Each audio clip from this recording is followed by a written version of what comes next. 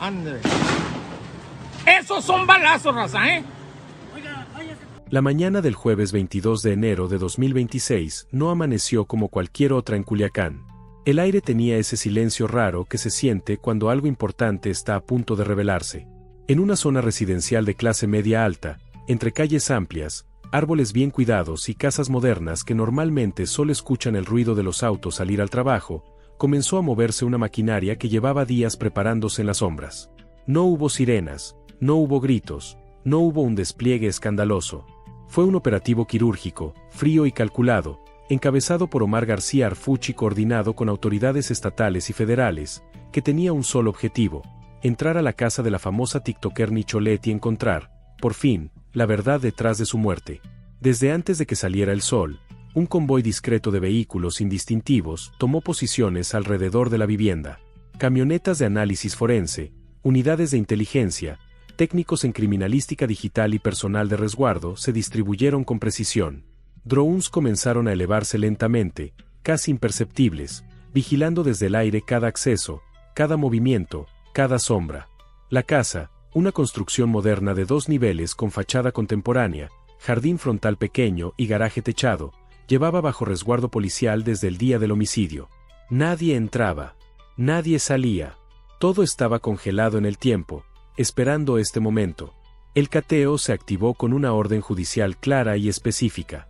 No era una diligencia rutinaria. Era el paso decisivo de una investigación que había sacudido a millones de personas en redes sociales, que había generado teorías, rumores, versiones encontradas y una presión pública enorme. La muerte de Nicholet no solo había impactado por su fama, sino por las circunstancias confusas que la rodeaban. Desde el inicio, algo no cuadraba. Y esa sensación fue la que llevó a las autoridades a no conformarse con respuestas rápidas. Al cruzar la puerta principal, los peritos avanzaron con una metodología estricta. Cada habitación fue documentada desde el primer segundo. Cámaras de alta resolución registraron paredes, pisos, muebles y objetos personales. Se aplicó luminol en zonas clave, se usaron luces ultravioleta para detectar rastros invisibles a simple vista y se marcó cada hallazgo con precisión milimétrica. La casa estaba sola, pero hablaba. Y hablaba mucho. En la sala, aparentemente ordenada, comenzaron a aparecer los primeros indicios de una vida bajo presión. Sobre una mesa lateral, un teléfono de alta gama fue encontrado intacto, con batería suficiente y notificaciones pendientes. En una habitación que funcionaba como estudio, una laptop y una tablet estaban guardadas, sin señales de haber sido forzadas o destruidas. Para los investigadores, eso ya decía algo importante. Cuando alguien quiere borrar su rastro, lo primero que desaparece son los dispositivos. Aquí no había ocurrido eso. Mientras el equipo de criminalística digital aislaba los aparatos para su análisis, otros peritos avanzaban hacia las áreas privadas de la vivienda. En el dormitorio principal, el closet reveló más de lo que parecía. Prendas utilizadas el día del fallecimiento fueron localizadas y embaladas cuidadosamente. Algunas presentaban manchas que no coincidían con una escena común. No se trataba solo de sangre. Había indicios de otras sustancias, lo que abrió de inmediato la línea de análisis toxicológico. En un cajón oculto, detrás de una estructura falsa en la pared, apareció una libreta. No era un diario convencional. Eran anotaciones sueltas, fechas, montos, nombres abreviados y frases cortas que transmitían ansiedad, miedos, advertencias, planes de salida. Para un ojo inexperto, podría parecer irrelevante. Para los investigadores, era una pieza clave del rompecabezas. Conforme avanzaba el cateo, la narrativa inicial del caso comenzó a desmoronarse. Los chats recuperados de los dispositivos mostraban conversaciones tensas, amenazas veladas y presiones económicas constantes. No solo de una persona, de varias. Había mensajes de cuentas anónimas, perfiles falsos y contactos que exigían pagos, favores o silencio. También aparecieron audios donde la voz de Nicholet se escuchaba alterada, cansada, preocupada por algo que claramente la superaba.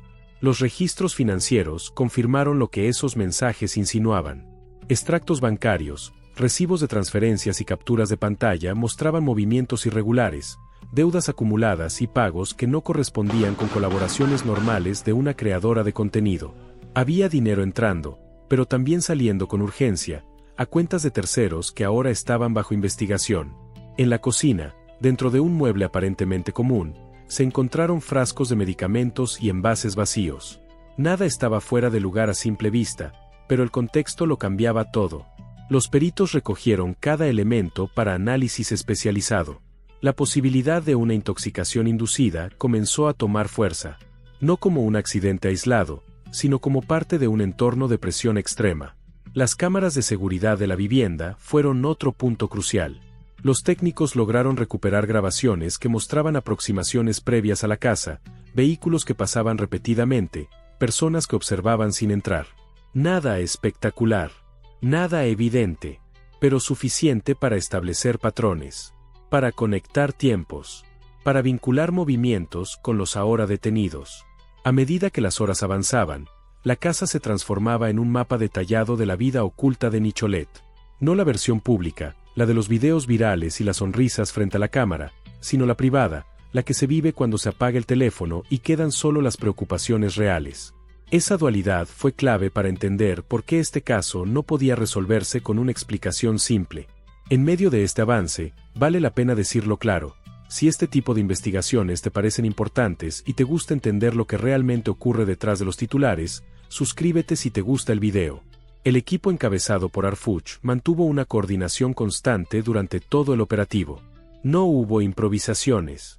Cada hallazgo era comunicado, registrado y protegido. La evidencia no solo debía servir para esclarecer la causa de la muerte, sino para sostener un caso penal sólido, capaz de resistir cualquier intento de desacreditación. Los indicios apuntaban a un desenlace complejo. No se trataba únicamente de una agresión directa ni de un hecho aislado. Todo indicaba una combinación peligrosa de amenazas externas, presiones económicas, vigilancia constante y un entorno que empujó a la víctima a una situación límite. La causa de la muerte comenzaba a perfilarse no como un evento espontáneo, sino como el resultado de un proceso inducido. Al finalizar el cateo, la escena exterior reflejaba la gravedad del momento. Cintas perimetrales amarillas rodearon la propiedad. Peritos de la fiscalía cargaban cajas de evidencia y maletines forenses hacia los vehículos especializados.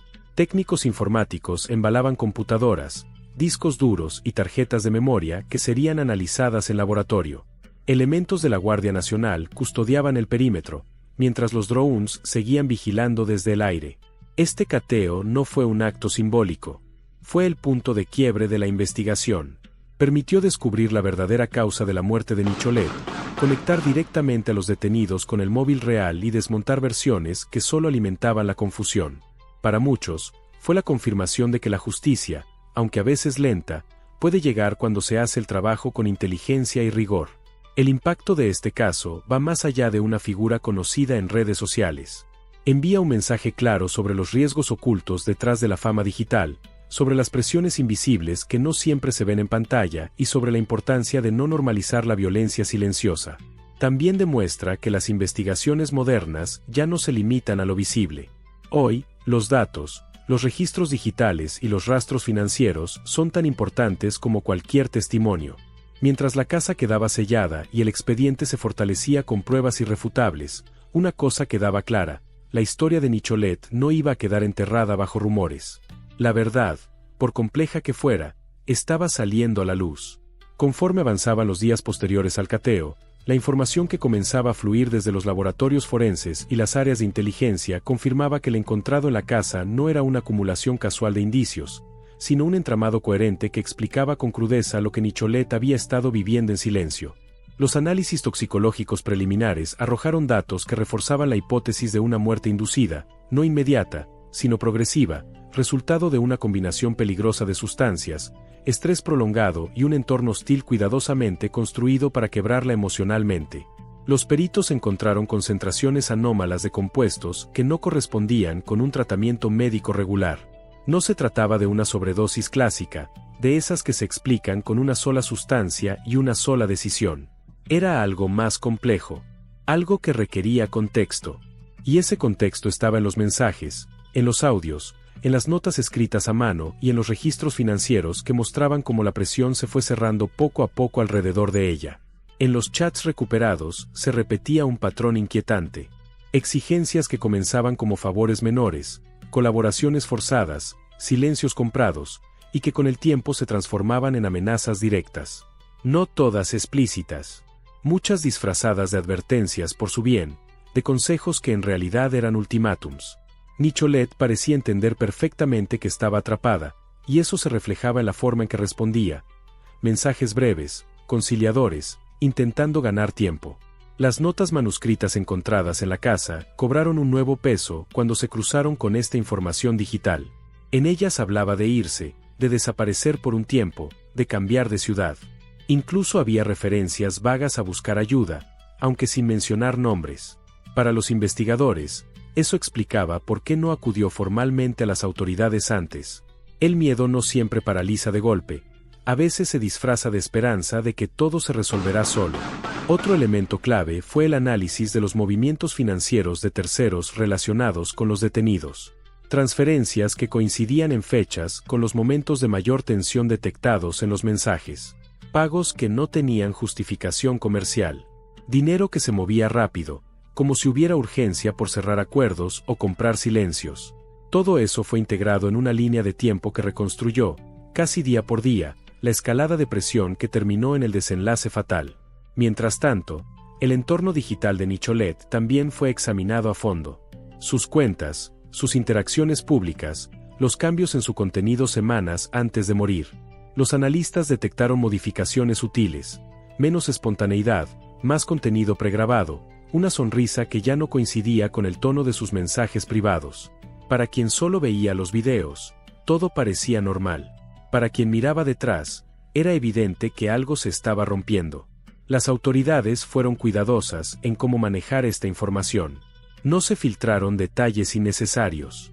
No se buscó el espectáculo. La estrategia fue clara: cerrar el caso con pruebas sólidas, no con declaraciones apresuradas. Harfuch mantuvo el enfoque en la evidencia dura, consciente de que cualquier error podría ser aprovechado para desacreditar todo el trabajo realizado. En reuniones internas se habló incluso del impacto social del caso, de cómo millones de jóvenes siguen a creadores de contenido sin imaginar las presiones que existen fuera de cámara, de cómo este tipo de situaciones pueden repetirse si no se entienden a tiempo. Sin discursos moralistas, pero con una conclusión clara: la fama no protege, y el silencio impuesto puede matar. La investigación también permitió descartar versiones que circularon con fuerza en los primeros días. No hubo un ataque impulsivo. No hubo una discusión que se salió de control. Tampoco un hecho aislado sin antecedentes. Lo que ocurrió fue el resultado de una red de presiones sostenidas, de personas que creyeron que podían empujar sin consecuencias, aprovechándose de la exposición pública y del miedo privado de la víctima. Cuando el expediente comenzó a tomar su forma final, la narrativa cambió incluso dentro de las instituciones. Ya no se hablaba solo de un homicidio, sino de un caso emblemático que mostraba nuevas formas de violencia, menos visibles, pero igual de letales. Violencia que no siempre deja marcas evidentes, pero que deja rastros en datos, en sustancias, en decisiones forzadas. La casa de Nicholet, ahora vacía y sellada, se convirtió en un símbolo silencioso de todo lo que no se ve en redes sociales. Detrás de esa fachada moderna, de esas paredes limpias y bien pintadas, se había desarrollado una historia de miedo, presión y aislamiento que solo salió a la luz gracias a una investigación minuciosa. Para las autoridades, el cierre del caso no significó simplemente archivar un expediente. Significó sentar un precedente. Demostrar que incluso cuando la violencia no es evidente, puede y debe ser investigada con la misma seriedad. Que la justicia no solo persigue balas, sino también amenazas, manipulaciones y entornos diseñados para destruir. En la fase siguiente de la investigación, cuando el expediente ya estaba armado con piezas que encajaban entre sí, comenzó el trabajo menos visible pero más determinante: el cruce de información con otras carpetas abiertas en el Estado y a nivel federal.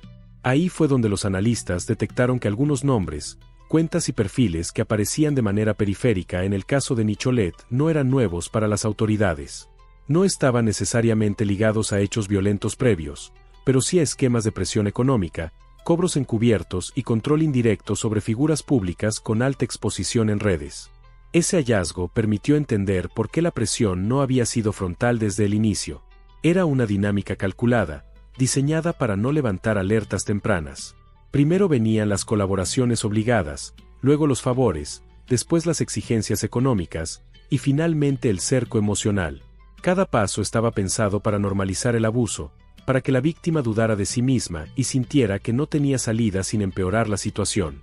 Los expertos en comportamiento que colaboraron con la fiscalía señalaron algo clave: Nicholet no mostraba señales de descuido ni de imprudencia extrema. Al contrario, sus decisiones finales reflejaban a alguien que intentaba sobrevivir dentro de un escenario que se le había vuelto imposible de controlar. Eso fue fundamental para desmontar narrativas que buscaban responsabilizarla a ella de lo ocurrido. En paralelo, se profundizó en el análisis de los dispositivos decomisados a los detenidos. Mensajes borrados, historiales fragmentados y metadatos recuperados revelaron coincidencias temporales claras con los momentos críticos detectados en la vida de la creadora. Llamadas que no quedaron grabadas, pero cuyos registros existían. Ubicaciones que se superponían con las aproximaciones captadas por las cámaras de seguridad de la vivienda. Todo apuntaba a una vigilancia constante, discreta, diseñada para intimidar sin dejar huella evidente. La reconstrucción de los últimos días de Nicholet fue particularmente delicada. Los investigadores siguieron una línea de tiempo estricta, hora por hora, cruzando datos de actividad digital, movimientos bancarios y testimonios indirectos. Así pudieron establecer que, en las 48 horas previas a su muerte, la presión se intensificó de manera abrupta. Hubo exigencias urgentes, amenazas menos veladas y un clima de ansiedad que quedó registrado en audios y mensajes de voz. El análisis toxicológico final confirmó que las sustancias encontradas en su organismo no correspondían a un consumo recreativo ni a una automedicación típica. La combinación, las dosis y el momento de ingesta indicaban una intervención deliberada, ya fuera directa o inducida. No era un escenario simple, pero sí uno que encajaba con la narrativa de control y desgaste progresivo que los datos mostraban. Dentro de las instituciones, el caso comenzó a discutirse como un ejemplo de cómo han evolucionado ciertos delitos. Ya no siempre se trata de fuerza física inmediata, sino de procesos largos, silenciosos, que dejan a la víctima sin margen de maniobra. Por eso, el papel del cateo a la casa fue tan decisivo. Sin ese registro meticuloso, muchas de estas piezas habrían pasado desapercibidas. Mientras el proceso judicial avanzaba, la familia de Nicholet recibió información puntual, sin filtraciones ni adornos. Se les explicó cómo cada hallazgo contribuía a esclarecer lo ocurrido. No fue fácil. Entender que alguien cercano vivió bajo ese nivel de presión sin que nadie lo notara genera culpa, rabia y preguntas sin respuesta. Pero también trajo algo de alivio, la certeza de que la verdad estaba siendo reconocida oficialmente. En Culiacán, el impacto del caso se sintió de manera distinta a cómo se vivió en redes sociales. En la ciudad, el silencio alrededor de la casa sellada se volvió una presencia constante. Vecinos que antes solo conocían a Nicholet por los saludos ocasionales comenzaron a entender que, detrás de esa vida aparentemente normal, se había desarrollado un conflicto mucho más grande. Para las autoridades, cerrar este caso con pruebas sólidas significó algo más que resolver un homicidio. Significó enviar un mensaje claro de que las nuevas formas de violencia también serán investigadas, aunque no griten, aunque no dejen escenas evidentes, aunque se escondan detrás de pantallas y sonrisas públicas. Y mientras el expediente avanzaba hacia su conclusión legal, quedó claro que la historia de Nicholet no se reduciría a una estadística más. Su caso abrió conversaciones incómodas, necesarias, sobre la vulnerabilidad de quienes viven de la exposición digital, sobre la responsabilidad colectiva de no minimizar las señales de alarma y sobre la importancia de mirar más allá de lo que se muestra en una pantalla.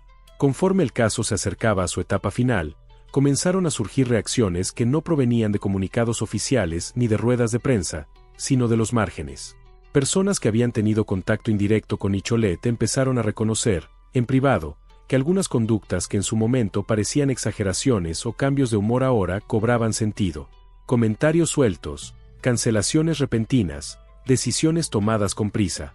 Nada escandaloso por sí solo, pero todo coherente cuando se miraba en conjunto.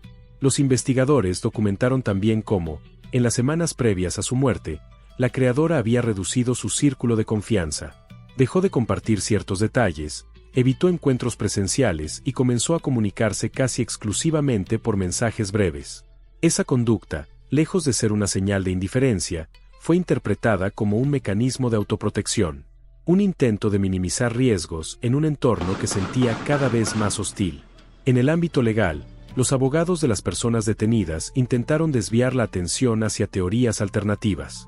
Argumentaron estrés laboral, desgaste emocional, incluso decisiones personales mal interpretadas. Sin embargo, la acumulación de pruebas hizo que esas líneas de defensa se debilitaran rápidamente.